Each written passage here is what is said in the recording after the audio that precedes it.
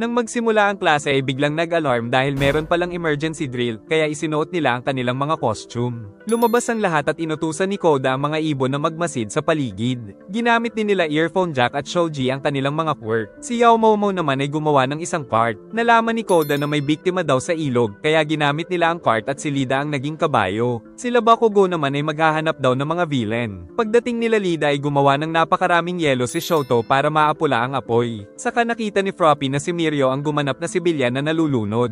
Agad nilang inihagis sila Froppy at Grape Rush saka pinagbabato ni Mineta ng ubas ang tulay, si Suyo naman ay kinuha ang sibilyan. Nang biglang may sumabog ay pinalutang ni Uraraka si Ashido saka ginamit din ni Zero ang tape kay Pinky na nagpaulan ng asido. Saka tuluyang pinatay ni Shoto ang apoy gamit ang yelo. Ngunit biglang nabihag si Ashido dahil si Nejire pala ang gumanap na villain. Dumating din si Amaji Iki na isa pang villain. Pero umuwi na ito dahil ayaw niyang maging villain kahit sa training. Pinigilan naman siya ni Nejire dahil kailangan nilang gampanan ng mga role para makapagsanay ang mga first year. Tapos winasak din ng dalaga ang napakalaking yelo ni Shoto. Si Mirio ay nagpatangay na naman sa alon. Nagtanong si Deku kung anong gusto ng villain, sagot nitong nais niya nang umuwi. Pero para makapag-training sila ay gagampanan niya na ang papel. Nirelease ni Uraraka ng quirk kaya nahulog si Ashido. Saka sinilaw ni Invisible Girl ang mga villain, dahilan para mahuli nila ng net si Nejire. Kinalaban naman ni Tailman si Sun Eater sa ibaba ngunit nahuli siya ng mga galamay kaya sumaklolo si Deku na hindi tinuloy ang suntok kaya siya ang sinipa nito. Sakay ng kotse ay biglang dumating si Kirishima para iligtas si Deku. Si Kaminari pala ang nagpapaandar ng kotse, saka sumugod na rin si Bakugo kaya natalo ang villain. Dahil dito ay tagumpay nilang natapos ang drill. Nagagalit si Kachan dahil pinagbigyan daw siya kaya nagpasabog ito dahil dito ay balak siyang ipatawag ni Aizawa. Nagpapagaling si Enji Todoroki sa ospital nang maalala noong dumating si Dobby. Naagad silang inatake, mabuti na lang ay dumating si Mirko na kumalaban dito hanggang sa matalo ito at nalaman na isa lang palang clone. Nagagalit si Hawks kay Dobby dahil wala daw sa usapan ng mga ginawa niya. Giit ni Dobby na hindi niya sinabi dahil wala pa siyang tiwala kay Hawks kaya bawal niya pa rin makita ang leader ng League of Villains. Sa flashback ay nakiusap pala ang kinauukulan na sumali si Hawk sa League of Villains para magsilbing spy. Umuwi si Enji sa kanyang mga anak. Nais ni Fuyumi na ipagdiwang nila ang pagkapanalo ng ama sa Nomu. Subalit may awkwardness pa rin sa pagitan ng mga anak nitong lalaki. Nagpapakumbaba na si Enji pero hindi pa rin mapatawad ni Natsu ang ginawa sa kanila noon ng ama kaya umalis ito na ikinalungkot ni Fuyumi dahil nais niyang mabuo ang kanilang pamilya. Pero maging si Shoto ay hindi pa rin lubusang napapatawad ang ama ngunit wala na siyang sama ng loob. Sunod ay lumabas si Endeavor para suyuin ang anak na si Natsu. Sa sobrang pagod ng bida ay nakatulog na siya kaagad. At napanaginipan niya ang lahat ng mga naunang gumamit ng One for All. Pero hindi niya masyadong makita ang dalawang tao na nasa dulo. Nakita niya rin doon si All for One at ang kapatid nito. Pinakita ni All for One ang isang lalaki na may quirk pero ayaw niya nito dahil tinatawag siyang halimaw. Ang isa ay walang quirk pero nais magkaroon ng ability. Kinuha ni All for One ang quirk ng isa tapos inilagay niya ito sa isang nais ng powers. Pero tutol pa rin ang kapatid dahil manggagamit lang daw ang kanyang kuya nang bigla itong atakihin ng tauhan ni All for One. At sa kabila ng pagtutol ng kapatid ay nilagyan pa rin ito ni All for One ng kapangyarihan. Pagkatapos ay kinausap nito si Deku tungkol sa limitasyon ng kanyang katawan. Nang magising ang bida ay na-activate pala ang One for All habang natutulog. Kaya tumakbo na lang siya ng maaga dahil hindi na siya makatulog. Kinwento niya kay All Might ang napanaginipan pero maging ito ay hindi maipaliwanag ang nangyari sa kanya. Kaya naisip ni Deku kung may kinalaman ito sa Quirk Doomsday Theory kung saan dahil papalakas ng papalakas ang mga quirk sa bawat salin lahi ay baka hindi na ito makontrol sa future. Magkakaroon sila ng battle training sa field kaya excited ang Class 1A. Maging ang Class 1B ay excited na sa mangyayaring labanan. Saka pinakita ni Monoma ang survey na mas marami daw ang fans ng Class 1B kaysa sa Class 1A. Ngunit dahil maingay ay sinakal ito ni Eraserhead. Saka dumating si Shinso na magta-transfer na daw sa Hero Course. Kaya naalala ni Deku na si Shinso ang naging dahilan kaya unang beses niyang nakita ang mga ninuno ng One for All. Sinabi ni Shinso na mas gagalingan niya dahil napag-iwanan na siya ng mga ito na pinalakpakan naman ng mga estudyante. Giit ni Vlad na sasali daw si Shinso ng 2 beses upang maging patas ang dalawang klase. At ang goal sa laban ay ang maikulong ang kanilang mga katunggali. Isa-isa nang ipinakita ang mga team na maglalaban sa 2 klase. Saka pinabunot si Shinso ng mga kakampihan niyang team. Ang nabunot niya ay ang Team 1 ng Class 1A at ang Team 5 naman ng Class 1B.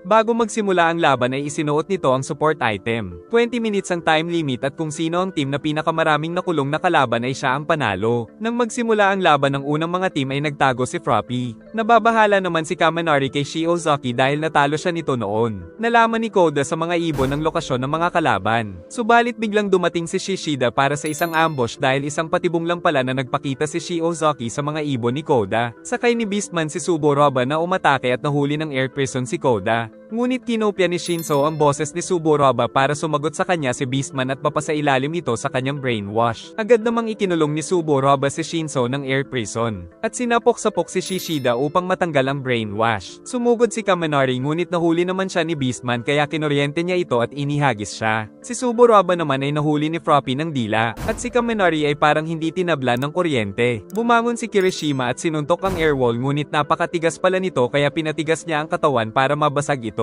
Bihag ni Froppy si Suboroba at pinigilan naman nila Koda at Red Riot si Beastman ngunit nakailag ito, saka kinuha si Red Riot at inihagis patungo kay Shiozaki. Dahil dito ay parehong nawala ng isang member ang magkabilang team. Dahil sa instinct ay nakailag si Beastman sa mga atake, saka tuluyang dinala si Koda at inilagay sa kulungan. Pinagtulungan naman ng dalawa na mabasag ang airwall kay Shinso. Si Vlad naman ay nagkomentaryo pero bias ito sa kanyang klase. Habang nagpaplano ay naisip ni Suyo na gamitin ang kanyang likido.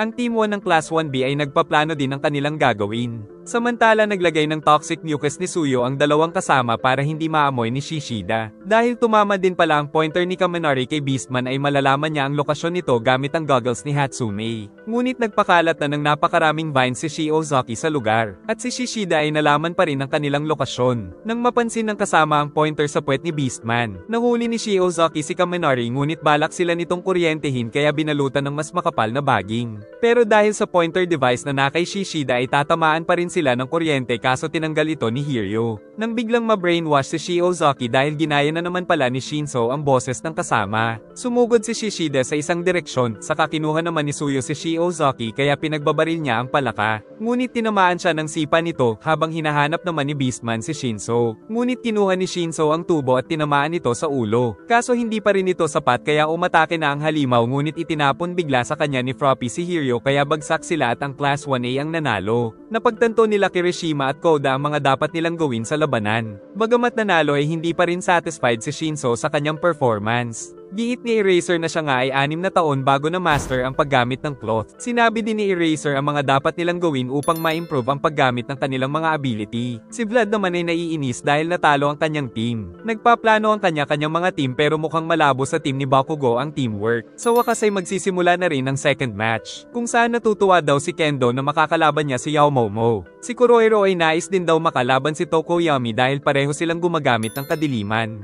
Nagsimula na ang laban sa utos ni Vlad, kung saan agad na nag-scout sa itaas si Dark Shadow hanggang sa makita nito ang mga katunggali. Ngunit pagsugod niya ay nakatakas ang mga ito. Saka bumalik si Dark Shadow ngunit inaatake niya si Tokoyami dahil kinokontrol pala ito ni Kurohiro. Nanginginig na si Aoyama dahil siya na ang isusunod. Kaya gumamit ng liwanag si Hagakure para matalo si Dark Shadow, saka lumabas si Kurohiro na nagkokontrol dito. At nahuli ito ni Yaoyorozo ng net pero pumasok lang ito sa kadiliman. Dahil nagagawa niya palang tumago sa mga madidilim na lugar. Pero may nakahandang teknik daw si Tokoyami laban sa kanya. Saka naalala na si Hawks ang nagturo sa kanya kung paano ito gawin dahil tingin ni Hawks ay nasasayang daw ang kanyang potensyal. Ngunit hindi daw magpapahuli si Kurohiro kaya nagtago ito sa kadiliman. Hanggang sa kinuha nito si Aoyama upang dalhin sa kulungan pero nahabol naman siya ni Tokoyami gamit si Dark Shadow kaya nailigtas niya si Aoyama. Saka ginamit ni Aoyama ang laser para tirahin si Kurohiro. Hanggang sa ma-corner ito nila Yao Momo. Kaso bigla silang tinubuan ng mga mushroom sa katawan dahil sa quirk ni Komori. Hindi nila mapigil ang pagdami ng mga kabute. Saka tumubo din ng napakarami nito sa buong lugar dahil hindi tumitigil si Komori. Natatakot si Mineta, giit ni Awase na mawawala naman ito ng kusa sa loob ng 2 oras pero dahil dito ay gumagawa ng maraming mushroom si Komori. Saka nagpanggap din na isang mushroom si Kurohiro para magsagawa ng surprise attack ng biglang yumanig dahil nagpalabas ng word wall si Fukidashi. Dahil dito ay nagkahiwalay din ang grupo, saka umatake ng walang tigil si Kendo kay Yaoyorozu gamit ang malaking kamay nito para hindi na ito makapag-isip ng strategy. Ngunit nakagawa pa rin ito ng malaking kanan. Tagumpay na nakuha ni Kuroiro si Aoyama. Saka tinubuan na rin si Tokoyami ng mga kabute at tumama sa words na mula kay Fukidashi. Si Hagakure ay puno na ng kabute ang katawan. Nababahala din si Tokoyami dahil bukod sa nahiwalay si Yaoyo ay hindi niya rin alam ang lokasyon ng mga kalaban. Samantala nakagawa pa rin ng kanan si Yaoyo kaya nag-aalala ang mga nanunood para kay Kendo. Pinigilan ito ni Kendo dahil naisip niyang wawasakin nito ang word wall pero tila may binigay lang siya sa mga kasama. Agad na kinuha ni Tokoyami ang pinadala ni Yaoyo na lucky bag. Samantala naikulong na rin nila Kuroiro si Aoyama. Si Komori ay patuloy sa pagpapatubo ng mga mushroom. Subalit alam na ni Tokoyami kung nasaan sila gamit ang thermal goggles. Dahil ang laman pala ng bag ay thermal goggles at disinfectant spray. Hindi napansin ni Fukidashi na nandoon na si Hagakure dahil gumamit siya ng disinfectant spray para hindi natubuan ng mga kabute kaya ginulpi niya ang comic man. Si Tokoyami naman ay nakipagsanib kay Dark Shadow at mabilis na inatake ang dalawa. Saka nilagyan niya ng itim na tela si Kuroiro para mahuli ito at nahuli naman ni Dark Shadow si Komori. Subalit nagsimulang umubo si Tokoyami dahil sa laso ni Komori. Patuloy ang pag-atake ni Invisible Girl, subalit nahuli siya ni Kendo. Kaso kumabit pala sa kanya si Yaoyo para mahirapan siyang kumilos. Nanalo pa rin ang Class 1B pero napahanga ni Yaoyo si Midnight. Ikinulong na nila ang apat kaya ang klase ni Vlad ang nanalo sa second round. Nag-alala din si Komori dahil sa sinapit ni Tokoyami. Si Kendo ay tinulungan din si Yao Momo. At dahil sa labanan ay malaki ang naging pinsala sa lugar. Nababaliw na naman si Monoma kaya kinuha na naman siya ni Kendo pabalik sa kanilang grupo. Nag-aalala si All Might kay Deku dahil makakalaban niya sa round 5 si Shinso na isang dahilan kung bakit nakita niya noon ang mga predecessor ng One for All. Nang mahuli sila ni Bakugo ay tinanong nito kung kailan niya mamamaster ang One for All dahil gusto niya nang makalaban ulit ang bida. Inilipat ng posisyon ng laban para sa third match dahil sa pinsala ng field. Saka pinakita sa screen ang mga kalahok para sa duelo. Bago magsimula ay naalala ni Shoto ang kalupitang dinanas niya sa ama dahil nais nitong siya ay maging number 1. Si Lida naman ay naalala ang kanyang kuya na si Ingenium na napilitang mag-retire kaya siya na ngayon ang gagamit ng codename nitong Ingenium. Naiinis si Tetsuo dahil walang scouting ability ang mga naging kagrupo. Kaya naisip niyang wasakin ang lahat ng pwedeng pagtaguan ng mga kalaban nila. Nakita naman ito ng Class 1A kaya nagplano muna sila bago sumugod. Samantala sa labas ay tumatakbo ang isang villain. Ngunit nag-aabang pala si Endeavor sa tulay kaya tumakas ito para mang-hostage ng mga bata pero tinalon siya ni Endeavor at pinatikim ng mainit na mga kamay kaya sumuko na lang ang villain. Mapapansin din na isang mabait na hero na ngayon si Endeavor. Saka hindi pinapansin ng mga kasama dahil naghihintay siyang masi ni Shoto ang mga chat niya dahil nais niya itong turuan ng ultimate move na si Shoto lang daw ang makakagawa. Kalaunan ay gumamit ng yelo si Shoto sa buong paligid kaya natrap ang Class 1B. Sumugod na rin si Ingenium pero natrap siya ni Hunanuki na nakakapagpalambot ng lahat ng mga bagay. Namangha si Ojiro dahil nakapag-react agad ang kalaban ngunit maging siya ay natrap sa patibong nito. Saka naman sumugod si Kaibara na may kakayahang paikutin ng katawan niya pati na rin ang Pototoy kaya kinawawan niya si Tailman. Si Lida ay nahuli na naman ng trap ni Mudman na isang kumunoy. At si Shoji naman ay inatake ng sungay ni Pony. Saka nilagyan niya rin ng sungay si Tetsuo upang makasugod ito ng mabilis kay Shoto. Dahil dito ay nabihag na sila Tentacle pati na rin si Ingenium na tinukso pa ni Mudman na naubos na daw ang bilis. Kaya nagalit ito at nagawang makatakas sa makapal na yelo at mabilis na sumugod sa kanya gamit ang buong lakas. Sumugod ng napakabilis si Lida na halos maabot ang speed of light kaya hindi makita ng kalaban kaya wala itong magawa sa nawawasak na paligid. Subalit tumakas si Mudman at lumangoy sa ilalim. Nanganganib si Ojiro dahil kay Boy Tornado na mahilig magpaikot ng katawan dahil kahit anong gawin ay mas malakas ang kaharap kaya tumatakbo na lang siya pero sinundan pa rin ito, mabuti na lang ay iniligtas siya ni Ingenium, saka dinala ni Lida si Kaibara na hindi makatakas hanggang sa maikulong ito. Umatake si Shoto ng maraming yelo ngunit nasuntok pa rin siya ni Tetsuo. Kaya sinubukan naman ni Shoto ang kanyang apoy para pigilan ito, kaso hindi pa rin natinag si Tetsuo sa matinding init kaya nagduelo sila sa gitna ng apoy hanggang sa masakal si Shoto sa kasinikmuraan. Dahilan para maalala niya ang ginawa sa kanya ng ama. Dahil dito ay mas uminit pa ang kanyang apoy kaya naapektuhan ang buong paligid.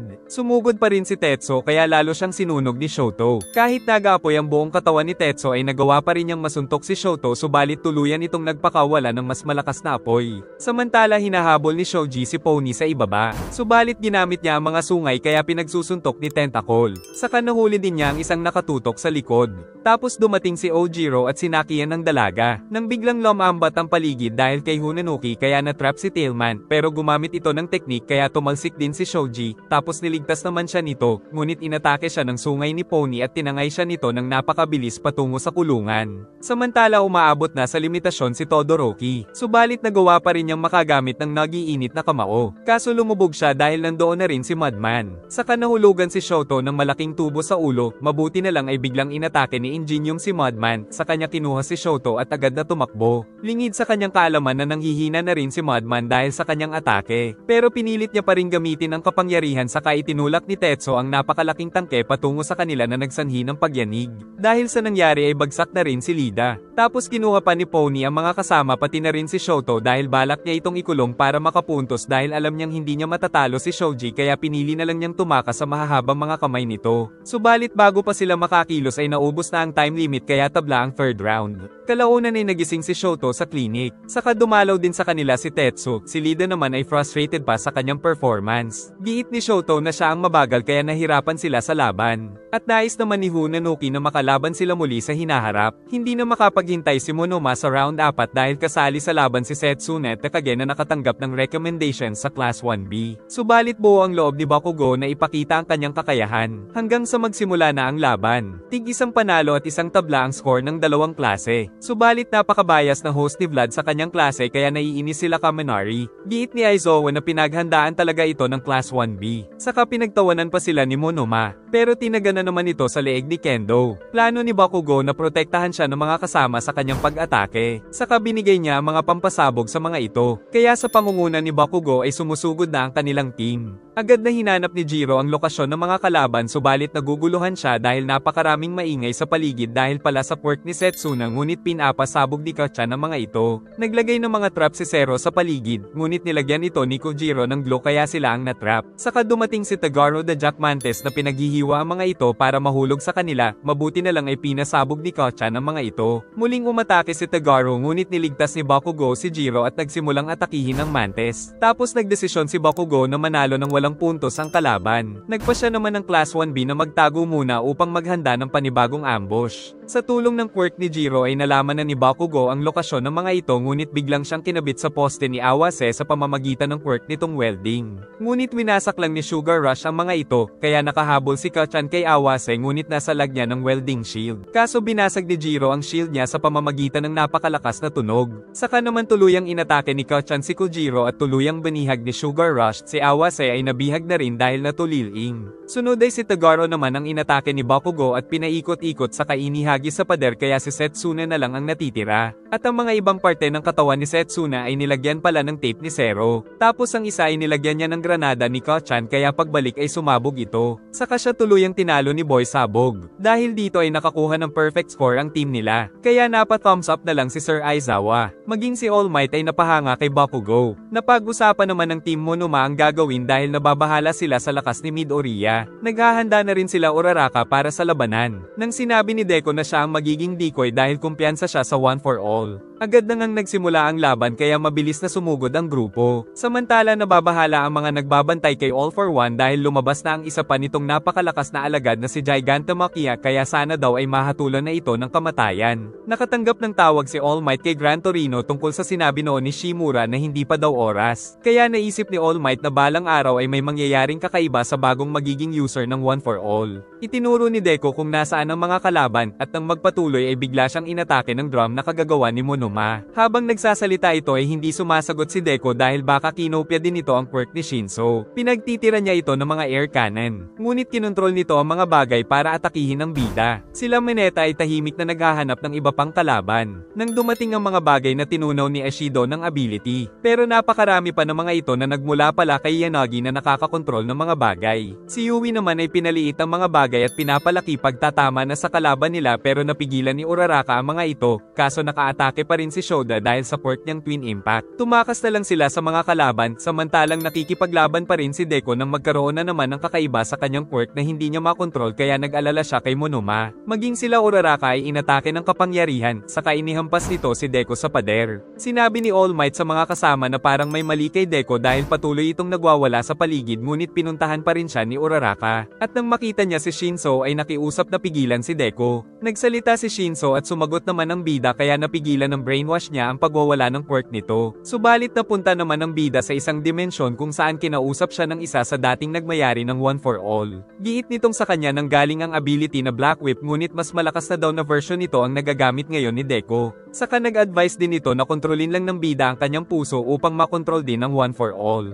Pagsampal ni Uraraka ay nagising ang bida. Ngunit pagbaba nila ay inatake sila ni Monoma ngunit napigilan ni Uraraka. Saka pinaligiran sila ng napakaraming bagay na kinokontrol ni Yanagi. Nang dumating si Eshido ay bigla niyang inatake ang mga ito ng asido. Saka nailigtas ni Deku si Uraraka mula kay Shinso. At nagpasya na rin ng mga teacher na huwag pahintuin ang labanan. Dahil magagawa naman ni Aizawa na pigilan si Deku. Nahila ni Shinso si Deku dahil ayaw niyang gamitin ang quirk. Pinagbabato naman ni Eshido ang mga kalaban. Ngunit tatamaan siya ni Shoda pero nailigtas siya ni Mineta dahil nakakatalbog pala si Mineta sa mga ubas niya. Sunod ay itinapon siya ni Eshido upang magpatalbog ng napakabilis. Saka sumugod si Monoma para kopyahin ang One for All kaya kinabahan si Deku. Pero binalibag lang ito ni Uraraka dahil hindi pala totoo. Tapos sumugod ang bida kay Shinso para makipag one-on-one. Ngunit itinapon sa kanya ang malalaking mga pipe. Pero nagawa naman ni Deku na magamit ang Black Whip kaya napahanga niya si All Might. Kaso biglang naglaho ang Black Whip dahil hindi pa ito kayang kontrolin ng kanyang katawan. Kaya mananatili muna siya sa 8%. Si Uraraka naman ay dala si Monoma saka ikinulong upang makakuha ng puntos. Samantala hinahabol pa rin ni Deku si Shinso. Ngunit sa utos ni Monoma ay tinamaan si Deku dahil may kakayahan siyang tamaan ng pangalawang beses ang tinamaan kanina dahil sa quirk ni Shoda na kinopya niya. Si Eshido ay kawawa na rin kay Yanagi. Sa kabila nito ay nagising pa rin si Deku, si Uraraka naman ay natalo na rin si Yanagi, at si Yui ay dinikit niya sa sagon ni Mineta, saka naman sinapok ni Eshido si Shoda. Si Deku naman ay ginamit ang tela ni Shinso sa kanya para mahuli ito. Dahil dito ay sila Midoriya ang nanalo. At sa overall match ay ang Class 1A ang nagwagi. Pagkatapos nito ay napag-usapan nila kung ano ba ang kakaibang nangyari kay Deku.